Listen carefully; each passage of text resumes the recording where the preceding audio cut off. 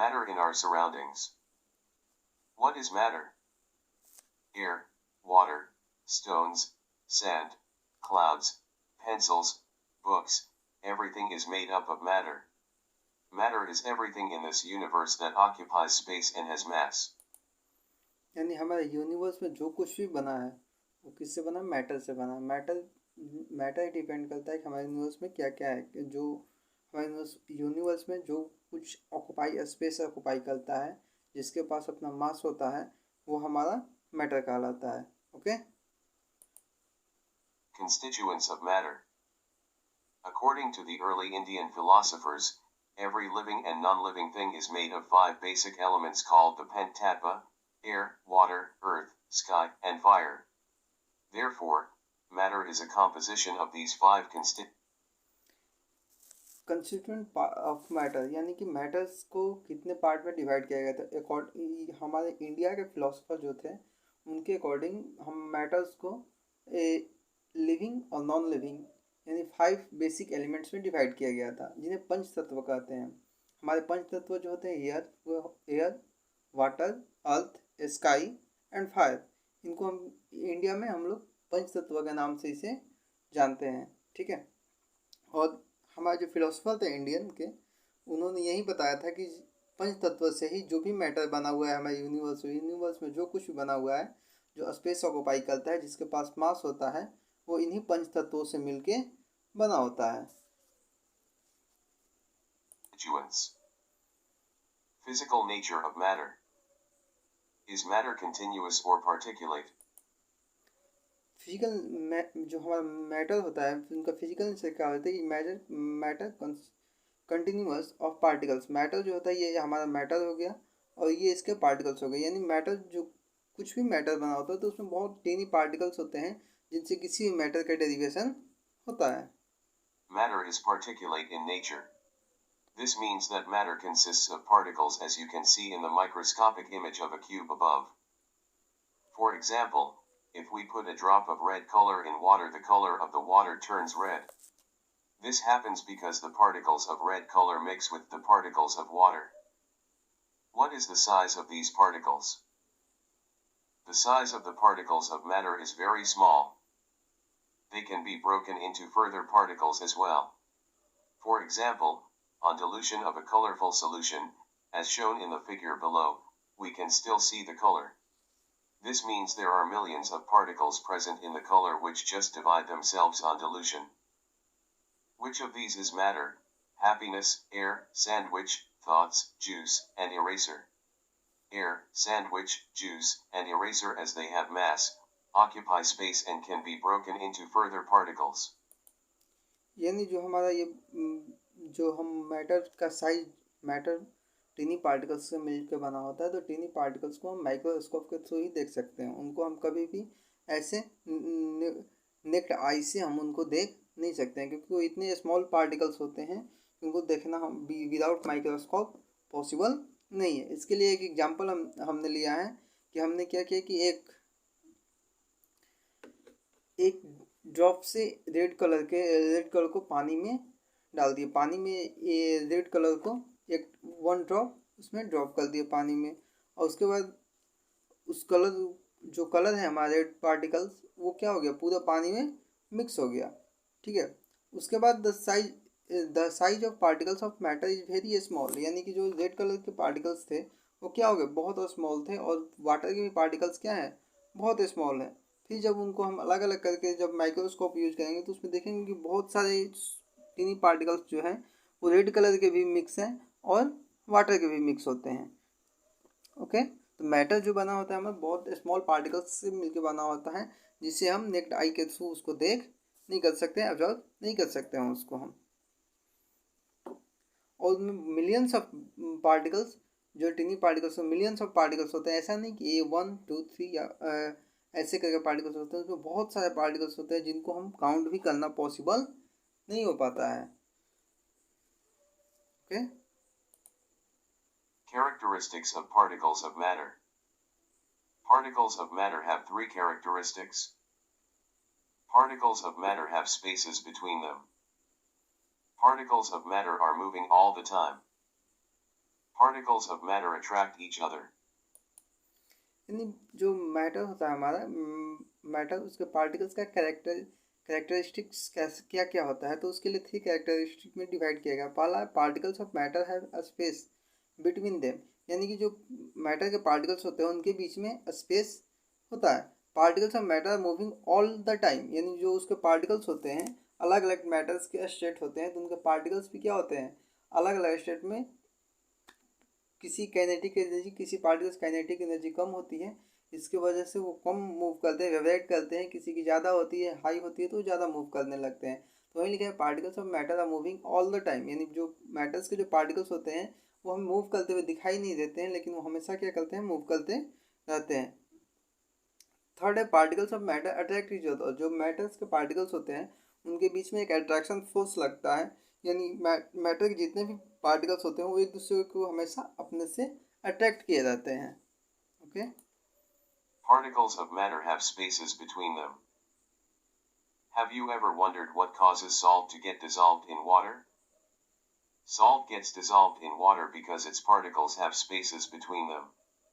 The particles of the salt get in between the spaces between the particles of water and a mixture is formed. हम जब देखते हैं कि जो, अब हम इसके लिए एक एग्जांपल लेते हैं कि हम देखें कैसे पता कर सकते हैं कि मैटर्स जो होते हैं उनके बीच में एक स्मॉल स्पेस, उनके बीच में स्पेस होता है, ये हम कैसे डिराइव कर सकते हैं। तो उसके लिए हमने क्या किया कि एक ग्लास में पानी लिए और उसमें 1 चम्मच नमक को मिक्स कर दिया। ओके। और जब हम इस जार में नमक को, 1 गिलास पानी जो लिए हम उसमें 1 चम्मच जब नमक या शुगर कुछ भी, साल्ट या शुगर कुछ भी मिक्स कर सकते हैं, तो जब हम मिक्स करते हैं तो देखते हैं साल्ट के जो पार्टिकल्स हैं या शुगर के जो पार्टिकल्स हैं वो गायब हो जाते हैं, यानी वो उनका पार्टिकल्स कहाँ चले जाते हैं। तो ये जो वाटर के पार्टिकल्स हैं इनके बीच में जो स्पेस होता है, उन्हीं के बीच में ये जो साल्ट या शुगर के पार्टिकल्स होते हैं वो कंटेन हो जाते हैं, उनके बीच में जाकर बैठ जाते हैं, जिसकी वजह से हमें वो पार्टिकल्स दिखाई नहीं देते हैं, क्योंकि हम अपने नेक्ड आई से हम उन पार्टिकल्स के बीच में स्पेस कितना है ये स्पेस को हम ऑब्जर्व नहीं कर सकते, उनको हम देख नहीं सकते हैं। इसी वजह से हम उन पार्टिकल्स को, शुगर या साल्ट के पार्टिकल्स को भी हम नहीं देख पाते हैं। तो अगर कोई पूछे कि मान लीजिए कि अगर हम पानी में अगर नमक घुलाते हो तो नमक जाता कहाँ है, तो नमक जाता है वो हमारा जो वाटर होता है उसमें जो स्पेस होते हैं, पार्टिकल्स के बीच में जो स्पेस होता है, तो साल्ट के पार्टिकल्स क्या होते हैं, उन स्पेसों में स्पेस में जाके कंटेन हो जाते हैं, यानी उन स्पेस बोल सकते हैं कि उन स्पेस में जाके बैठ जाते हैं, जिसकी वजह से हमें वो पार्टिकल्स दिखाई नहीं देते हैं, या बोल सकते हैं कि जो साल्ट होता है हमारा वो गायब हो जाता है। Okay. We cannot see these particles through naked eyes. Particles of matter are continuously moving. जो सेकेंड था कि मैटर्स के पार्टिकल्स जो होते हैं वो क्या करते हैं, कंटिन्यूसली मूविंग करते रहते हैं। तो ये हमारे यहाँ पे बहुत सारे पार्टिकल्स दिखाई दे रहे हैं जो क्या कर रहे हैं, एक दूसरे से अलग हो रहे हैं, हमेशा मूव कर रहे हैं। ओके।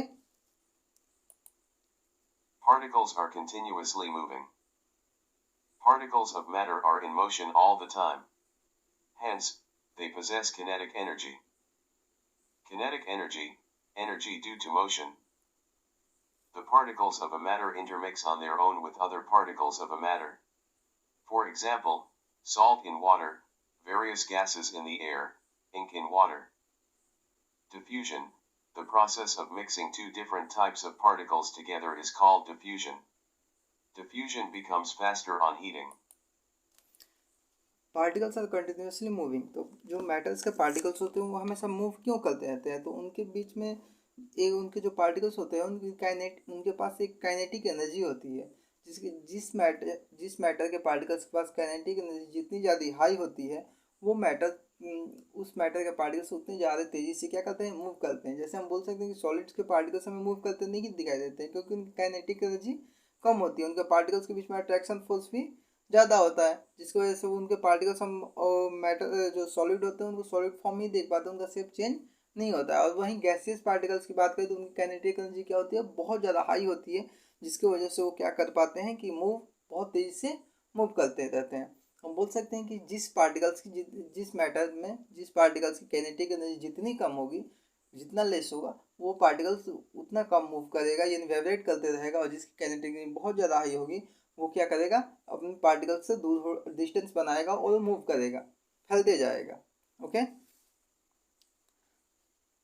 उसके बाद पढ़ते हैं डिफ्यूजन। तो डिफ्यूजन क्या है? तो डिफ्यूजन है एक प्रोसेस है जिसके थ्रू हम क्या करते हैं, दो अलग अलग टाइप के डिफरेंट टाइप्स के पार्टिकल्स को हम क्या कर सकते हैं, एक दूसरे के साथ मिक्स कर सकते हैं। ओके, और डिफ्यूजन का दो तरीका होता है कि डिफ्यूजन को हम बढ़ा कैसे सकते हैं। तो डिफ्यूजन को फास्ट करने के लिए हम किसी भी पार्टिकल्स को हीट करते हैं।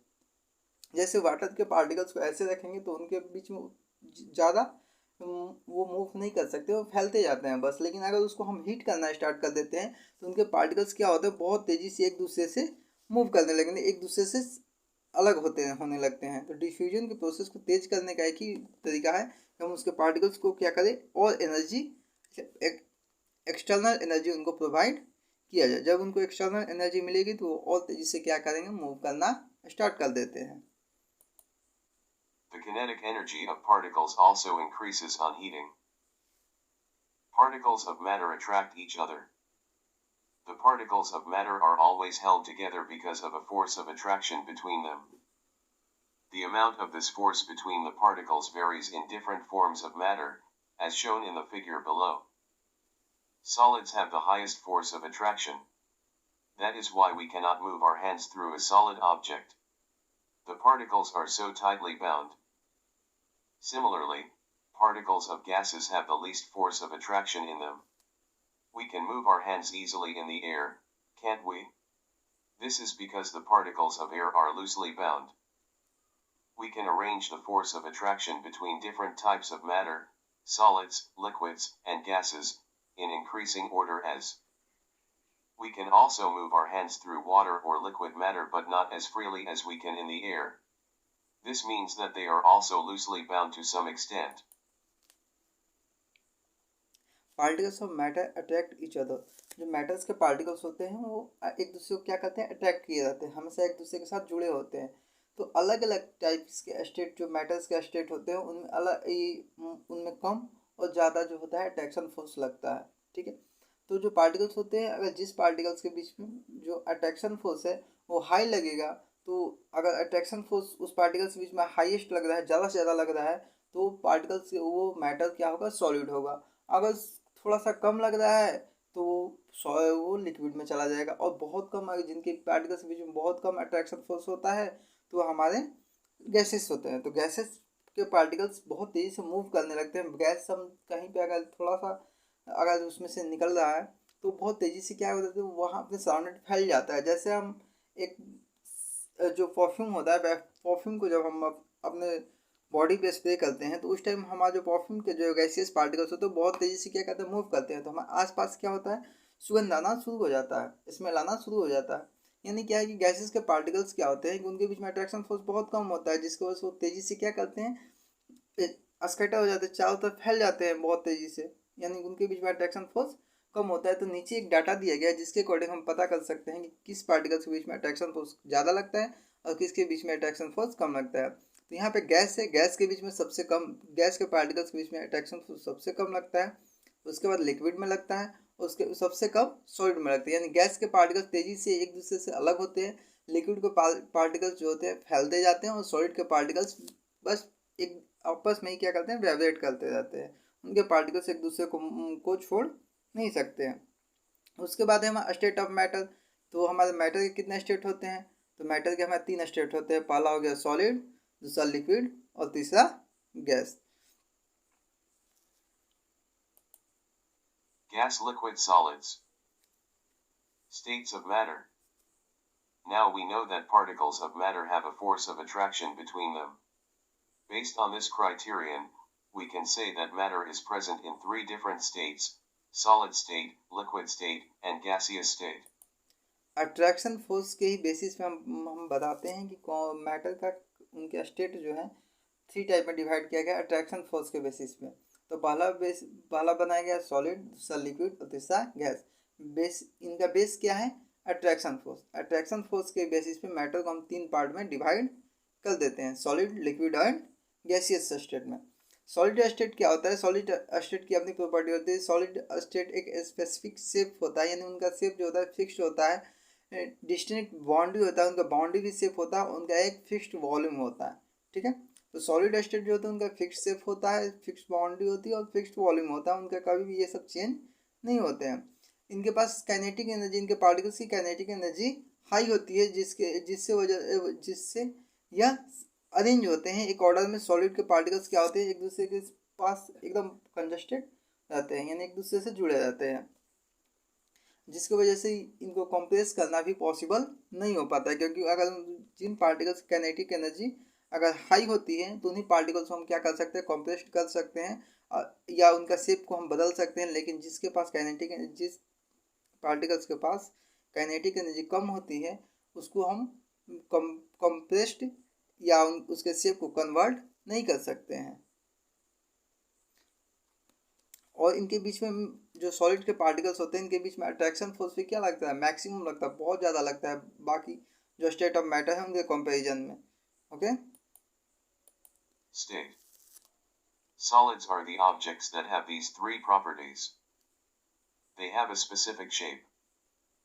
They have distinct boundaries. They have a volume. There is less kinetic energy among the particles in solids.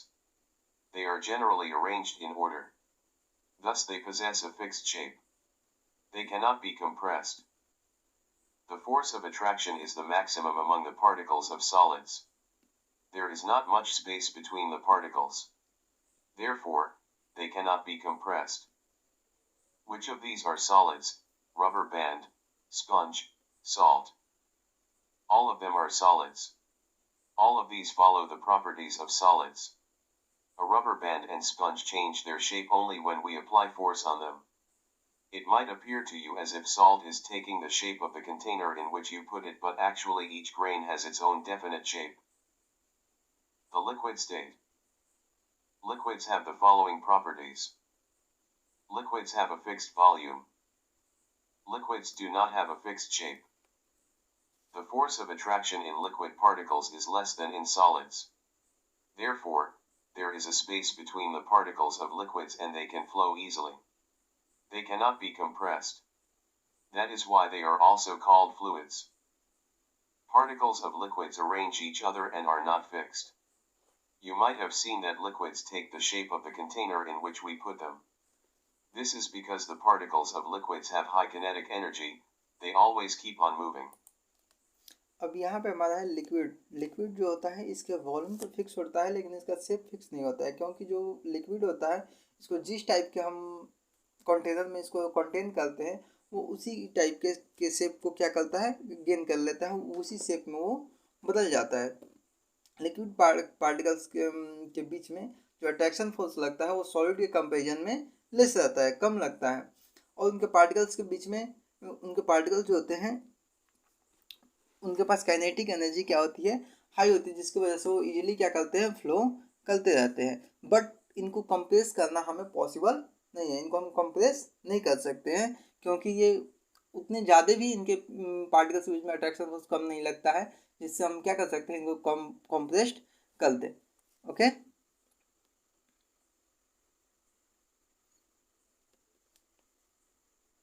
उसके बाद है can other matter diffuse into liquid.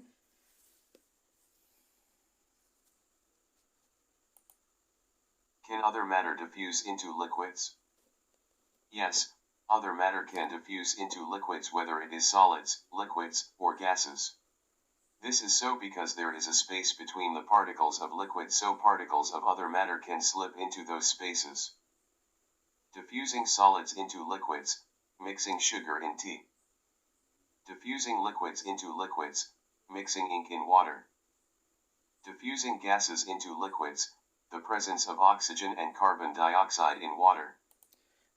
Can other matters diffuse into liquid, क्या हम किसी other matters को हम liquid में dissolve कर सकते हैं, उसमें मिला सकते हैं? तो ये हाँ, क्योंकि हम जब कोई भी मैटर्स को जो अलग अलग मैटर्स लिक्विड में किसी भी मैटर्स को हम क्या कर सकते हैं, मिक्स कर सकते हैं। जो दो स्टेट में मैटर है, या वो सॉलिड स्टेट में हो या गैसियस स्टेट में हो, उनको हम क्या कर सकते हैं, मिक्स कर सकते हैं। या लिक्विड के मिक्सचर को हम भी बना सकते हैं। जैसे फर्स्ट में हम सॉलिड लिक्विड के मिक्सचर में शुगर एंड टी को मिक्स करते हैं तो वो भी डिफ्यूजिंग शो करता है लिक्विड में। या liquid liquid mixture ink and water को मिक्स कर सकते हैं। गैसेस होता है हमारा जो कोल्ड ड्रिंक होता है उसमें गैसेस होते हैं, मिक्स रहते हैं, कार्बन डाइऑक्साइड प्रेजेंट होता है जो कोल्ड ड्रिंक हमारा आता है। तो उसी तरह हम क्या कर सकते हैं कि सॉलिड लिक्विड जो होता है हमारा उसमें मैटर्स के दोनों टाइप्स हैं, स्टेट्स हैं, सॉलिड और लिक्विड, दोनों टाइप के स्टेट्स को हम क्या कर सकते हैं, मिक्स कर सकते हैं। The gaseous state. Gases have the following properties. They do not have a fixed volume. They do not have a fixed shape. The particles of gases have the least or almost no force of attraction between them.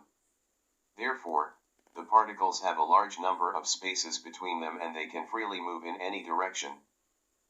Also, they can be easily compressed and put into a small container, unlike solids and liquids. Since there is a lot of space between the particles, different gases can diffuse into each other easily. The kinetic energy between the particles is the maximum in the case of gases. Therefore, the particles move around freely at high speed and there is no fixed shape of gases. जो gases होते हैं हमारे उनकी भी कुछ अलग अलग property होती है, जैसे उनके जो वॉल्यूम होता है वो भी फिक्स नहीं होता, उनका शेप भी फिक्स नहीं होता है, क्योंकि उनके पार्टिकल्स के बीच में अट्रैक्शन फोर्स बहुत कम लगता है, जिसकी वजह से उनके शेप जो होते हैं फ्रीली मूव करते रहते हैं, हमेशा किसी भी डायरेक्शन में, अलग अलग डायरेक्शन में क्या करते हैं, मूव करते रहते हैं। तो जब कोई भी पार्टिकल्स अलग अलग डायरेक्शन में मूव करता है तो ना हम उसका वॉल्यूम फिक्स कर सकते हैं ना उसका शेप फिक्स कर सकते हैं। ओके, इनके जो गैसेस के पार्टिकल्स होती है काइनेटिक एनर्जी भी बहुत हाई होती है, जिसकी वजह से वो तेज़ी से क्या करते हैं, मूव करते रहते हैं। ओके, तो इनके काइनेटिक एनर्जी हाई होने के कारण ही गैसेस जो होते हैं वो कंप्रेसिबल होते हैं, उनको हम कंप्रेस कर सकते हैं। बट सॉलिड एंड लिक्विड्स के पार्टिकल्स काइनेटिक एनर्जी लो होती है, जिसकी वजह से हम उनको कंप्रेस नहीं कर पाते हैं, कंप्रेस नहीं कर सकते हैं। ओके,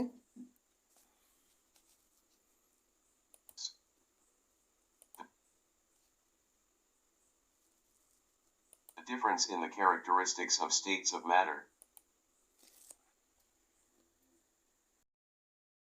अब यहाँ पे हम देखते हैं different in the characteristic states of matter, यानी जितने भी हमारे मैटर्स के ये तीन स्टेट हो गए, सॉलिड लिक्विड गैस, इनका अलग अलग क्या होता है, कैरेक्टरिस्टिक अलग अलग एबिलिटी होती है, अलग अलग इनका प्रॉपर्टी होता है।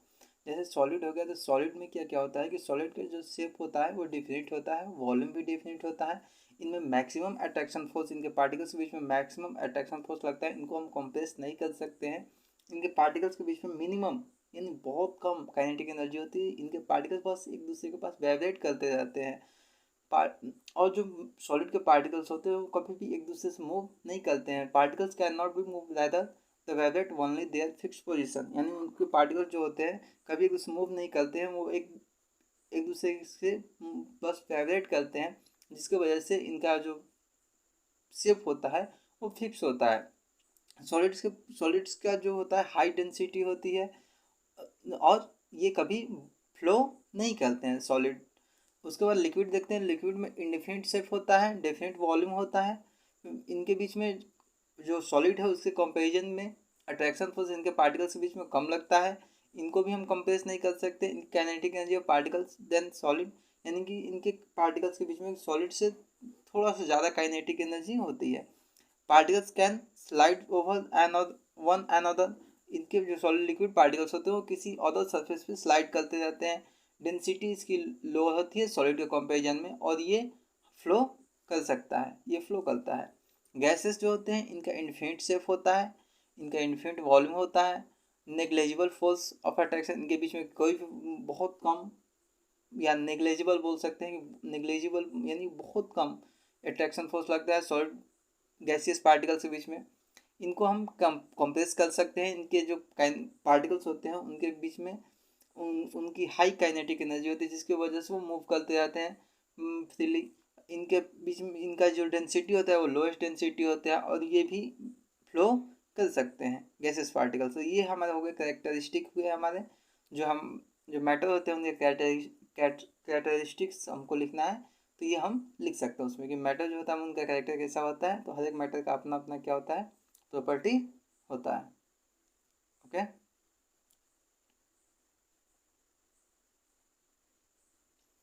अब दूसरी बात कोई पूछ रहा है, मान लो कि अगर कोई पूछती है क्या मैटर्स अपने स्टेट चेंज कर सकते हैं, तो water exist in three state, complete जो सभी मेटल्स होते हैं वो सब एक दूसरे को अपने स्टेट को कन्वर्ट नहीं कर सकते हैं, लेकिन जो वाटर हमारा होता है वो अपना स्टेट कन्वर्ट कर लेता है। जैसे आइस, हम जब वाटर को फ्रीज करते हैं तो आइस में कन्वर्ट हो जाता है, यानी सॉलिड बन जाता है। जब उसको हीट करते हैं तो वाटर में कन्वर्ट हो जाता है, और जब उसको और ज़्यादा हीट प्रोवाइड कराते हैं तो वो वाटर वेपर बन जाता है, यानी गैसियस स्टेट में आ जाता है। तो हम बोल सकते हैं कि आइस जो है, वाटर जो है हमारा, एग्जिस्ट कर सकता है थ्री स्टेट में। अदरवाइज सारे जितने भी मेटल्स हैं वो सब एक अपने स्टेट को कन्वर्ट नहीं कर सकते हैं। उसके बाद effect of change of temperature, यानी जो हमारा जो मेटल्स होते हैं उन पे टेम्परेचर बढ़ता है या घटता है, उसका क्या इफेक्ट होता है मेटल्स पर। तो फर्स्ट हम देखते हैं सॉलिड्स पे क्या इफेक्ट होता है मेटल्स हीट का। One solids. As we heat solids, the kinetic energy between the particles of solids increases, which decreases the force of attraction between them. They start vibrating and changing their positions. Slowly, due to heat, the particles become free and a solid converts into liquid. Melting point, the temperature at which solid melts to become a liquid at atmospheric pressure. For example, the melting point of ice is 273.16 Kelvin. Fusion, the अब यहाँ पे देखते हैं कि solids के particles को जब हम हीट करते हैं तो उनकी काइनेटिक, जब किसी भी पार्टिकल्स को, स्टार्टिंग में हम पढ़ चुके हैं, जब हमें किसी पार्टिकल की काइनेटिक हाई करनी होती है, यानी उसको हम हीट प्रोवाइड कराएंगे, एक्सटर्नल हीट देंगे। तो जब सॉलिड्स के पार्टिकल्स को भी हम हीट प्रोवाइड करते, हीट देते हैं, तो उनके बीच में जो अट्रैक्शन फोर्स रहता है वो थोड़ा सा कम हो जाता है, जिसकी वजह से उसके पार्टिकल वाइब्रेट करते रहते हैं, अपने पोजीशन को, अपने शेप को चेंज करना चाहते हैं। तो उनके जब स्लोली धीरे धीरे हीट उनको प्रोवाइड होते रहता है, हीट मिलते रहता है, तो धीरे धीरे क्या होते हैं, वो कन्वर्ट हो जाते हैं, और सॉलिड से वो किस में कन्वर्ट हो जाते हैं, लिक्विड में। ठीक है, तो जब वो सॉलिड से जिस टेम्परेचर पे लिक्विड में कन्वर्ट होते हैं उसे हम क्या बोलते हैं, मेल्टिंग पॉइंट बोलते हैं। सॉलिड जो होता है लिक्विड में जिस टेम्परेचर पे कन्वर्ट होता है उस पॉइंट को हम क्या बोलते हैं, सॉलिड का ये मेल्टिंग पॉइंट है। जैसे हमारा आइस हो गया, तो आइस को हम गर्म करते करते जाएंगे तो वो जब 223.16 केल्विन जब उसका प्रेशर हो जाएगा, तो यानी एटमॉस्फेरिक प्रेशर पे, तो वो क्या होगा, हमारा जो आइस है वो लिक्विड में कन्वर्ट हो जाता है। यानी जो हमको आइस के लिए कितने टेम्परेचर देना पड़ेगा, तो अप्रॉक्स हमको 100 डिग्री सेल्सियस क्या करना पड़ेगा, आइस को हमको टेम्परेचर देना पड़ेगा। अगर हम तब जाके वो जो आइस है सॉलिड स्टेट में, वो लिक्विड स्टेट में हमारा कन्वर्ट हो पाएगा। उसके बाद में फ्यूजन क्या है, तो fusion the process of melting as solid into liquid is called fusion. यानी फ्यूजन क्या है, मेल्टिंग का प्रोसेस है जिसके थ्रू सॉलिड्स को हम क्या कर सकते हैं, लिक्विड में कन्वर्ट कर देते हैं। तो जिस प्रोसेस के थ्रू हम सॉलिड्स को लिक्विड में कन्वर्ट करते हैं उस प्रोसेस को हम बोलते हैं फ्यूजन। और जिस टेम्परेचर पे सॉलिड लिक्विड में कन्वर्ट होता है वो टेम्परेचर हमारा बोला जाता है मेल्टिंग पॉइंट। ओके, तो नीचे देखते हैं, ये हमारा सॉलिड्स हो गया, आइस, और energy in the form of heat, यानी हम इसको क्या करें, एनर्जी प्रोवाइड करा रहे हैं। तो जब हम इसको एनर्जी प्रोवाइड कराते हैं तो किस में कन्वर्ट हो गया, हमारा जो आइस है वो लिक्विड में कन्वर्ट हो गया। लिक्विड में कन्वर्ट कब हुआ, जब हम इसको एक्स्ट्रा एनर्जी, एक्सटर्नल एनर्जी इसको प्रोवाइड कराएं तब। ओके, उसके बाद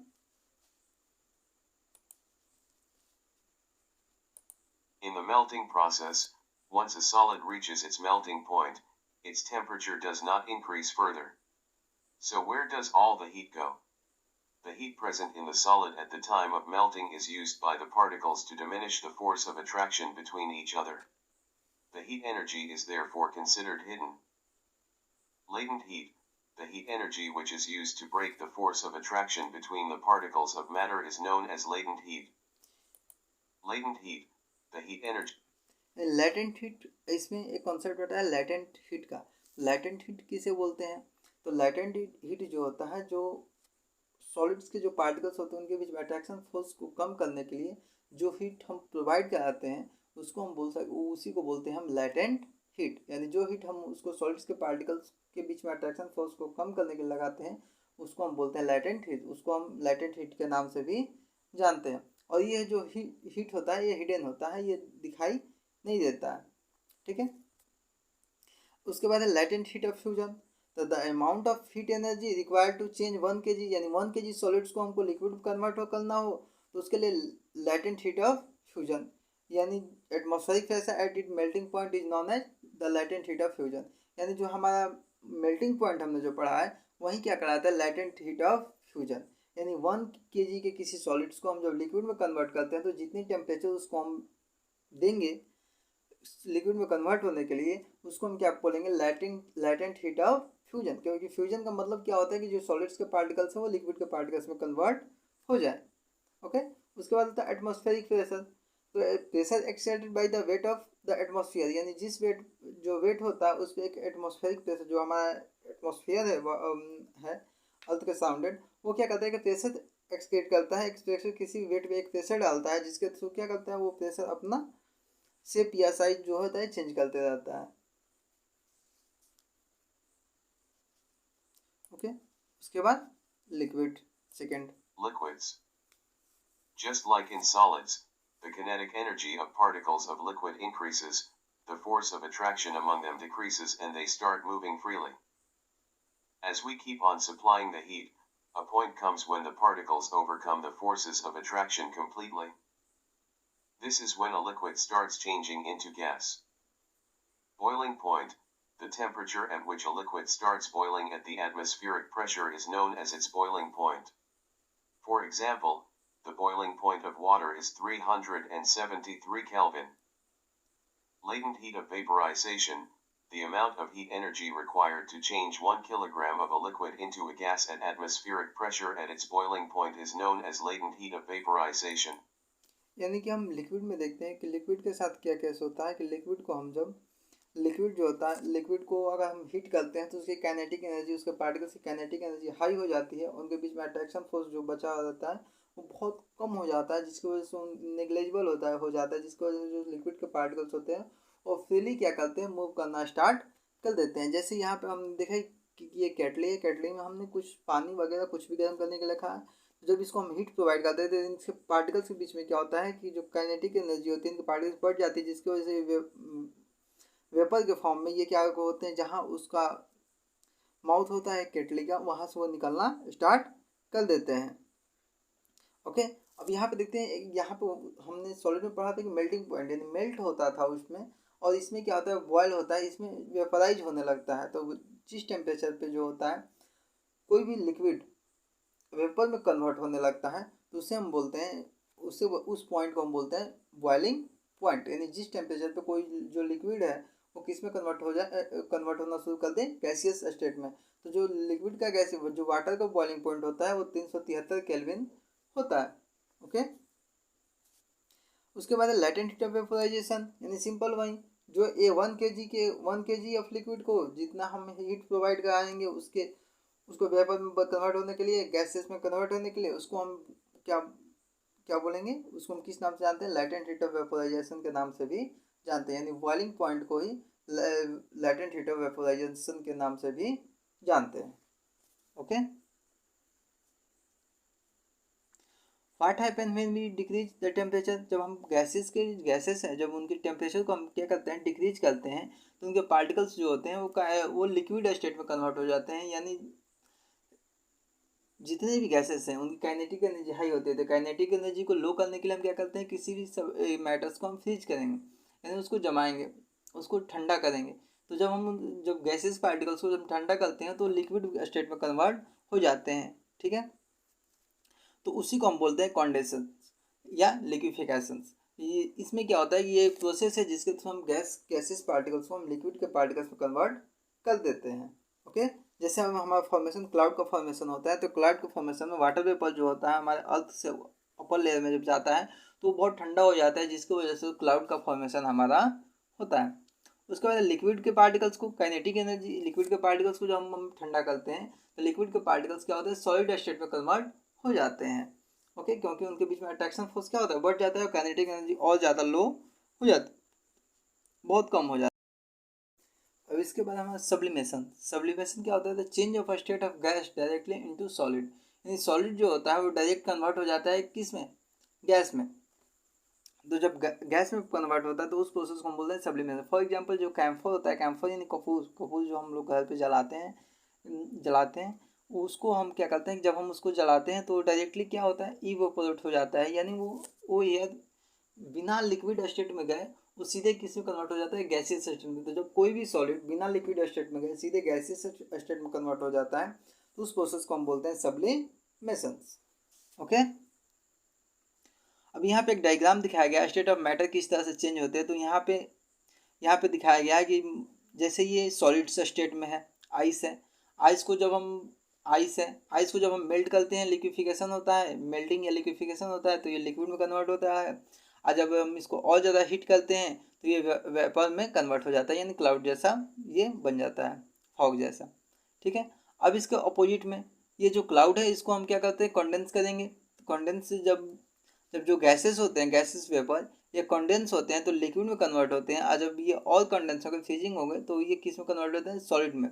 और सॉलिड से क्या होंगे, ये सब्लिमेशन होता है तो डायरेक्ट ये गैस में कन्वर्ट होते हैं। और जो गैस पार्टिकल्स होते हैं उनका सब्लिमेशन होता है तो डायरेक्ट सॉलिड में कन्वर्ट हो जाते हैं। ओके, तो गैसेस सॉलिड पार्टिकल्स डायरेक्ट अगर गैसेस में कन्वर्ट होते हैं वो भी सब्लिमेशन है, और गैसेस पार्टिकल डायरेक्ट सॉलिड में कन्वर्ट होते हैं तो वो भी क्या है, हमारा सब्लिमेशन है। गैसेस पार्टिकल्स अगर लिक्विड में कन्वर्ट होते हैं तो कंडेंसेशन प्रोसेस है, अगर लिक्विड के पार्टिकल्स गैसियस में कन्वर्ट होते हैं तो इवेपोरेशन है। इफ सॉलिड पार्टिकल्स यदि लिक्विड में कन्वर्ट होते हैं तो मेल्टिंग का प्रोसेस है, और लिक्विड के पार्टिकल्स अगर सॉलिड में कन्वर्ट होते हैं तो हमारा फ्रीजिंग का प्रोसेस होता है। Okay,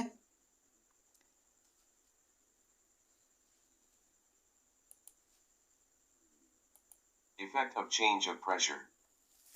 By applying pressure, we can bring the particles of matter close to each other, thereby increasing the force of attraction among the particles. When we compress and decrease the temperature of a gas, the gas changes into a liquid. Dry ice, carbon dioxide in solid form, is known as dry ice. It can directly turn into a gas by decreasing the pressure to 1 atmosphere. Evaporation. We already know that particles of matter are never at rest. Particles of matter possess different amounts of kinetic energy. The particles of liquids have more kinetic energy. Therefore, they are able to overcome the forces of attraction and convert into vapor without any external forces. Evaporation, the phenomenon of change of a liquid into vapors at any given temperature below its boiling point, is called evaporation. Evaporation is different from boiling, as shown in the figure below. Factors affecting evaporation. Evaporation क्या होता है, तो evaporation जो होता है हमारा एक phenomena है जो लिक्विड इनटू वेपर। क्या होता है, change of a liquid into vapour. जो लिक्विड होता है वो किस में कन्वर्ट होने स्टार्ट कर देता है, वेपर में, अपने बॉइलिंग पॉइंट को गेन किए बिना। बॉइलिंग पॉइंट के नीचे क्या होता है, वो टेम्परेचर जिस पे कोई जो लिक्विड होता है वो वेपर में कन्वर्ट होता है उसको हम बोलते हैं इवेपोरेशन प्रोसेस बोला जाता है। जैसे ये हमारा लिक्विड हो गया, ठीक है, वेपर प्रोसेस है, एटमॉस्फेरिक प्रोसेस है, बबल्स कैन नॉट फॉर्म, यानी ये वेपोराइज तो हो रहा है लेकिन बहुत स्लोली प्रोसेस से हो रहा है। और बॉइलिंग में क्या होता है कि हम जब हीट प्रोवाइड करते हैं नीचे से तो उसका जो पार्टिकल्स हैं बहुत तेज़ी से क्या करते हैं, मूव करते रहते हैं। इवेपोरेशन और बॉइलिंग जो होता है वो एटमॉस्फेरिक प्रेशर के नीचे ही होता है, लेकिन जो हमारा वेपोराइज होता है, जो वेपर बनते हैं बॉइलिंग पॉइंट पे, वो एटमॉस्फेयर प्रेशर के इक्वल में होते हैं। ओके,